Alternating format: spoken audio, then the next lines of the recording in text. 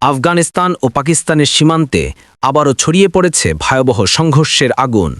গতকাল শনিবার রাতে দুই দেশের সেনাদের মধ্যে ঘন ঘন গোলাগুলিতে তীব্র উত্তেজনা দেখা দিয়েছে পুরো সীমান্ত জুড়ে। কাবুলের দাবি, এই সংঘর্ষে পাকিস্তানের অন্তত ৫৮ সেনা নিহত এবং আরও ৩০ জন আহত হয়েছেন।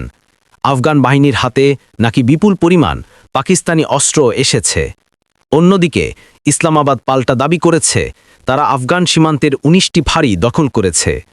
চলতি সপ্তাহের শুরুতে কাবুলে পাকিস্তানের বিমান হামলার পর থেকে দুই দেশের সম্পর্ক টানটান হয়ে উঠেছিল। তারই ধারাবাহিকতায় এই সংঘর্ষে নতুন করে অস্থিতিশীল হয়ে উঠেছে সীমান্ত পরিস্থিতি।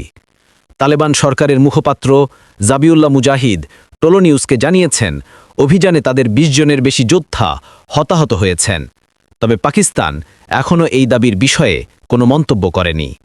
আজ সকালে তালেবান কর্তৃপক্ষ জানায়, তারা কুনান ও হেলমান্দ প্রদেশের সীমান্তবর্তী পাকিস্তানের ৩টি ফাঁড়ি দখল করেছে, যা দুই দেশের মধ্যে নতুন করে বড় ধরনের সংঘর্ষের আশঙ্কা তৈরি করেছে।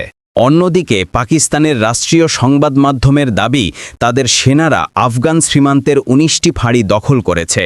নিরাপত্তা সূত্র জানিয়েছে, এসব ফাঁড়িতে থাকা আফগান যোদ্ধারা হয় নিহত হয়েছেন, নয়তো পালিয়ে গেছেন।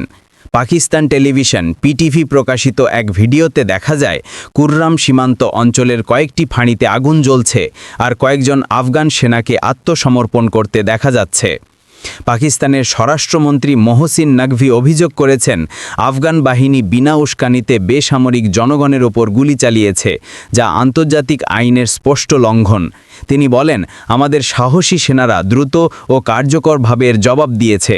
কোনো ধরনের উস্কানি পাকিস্তান বরদাস্ত করবে না।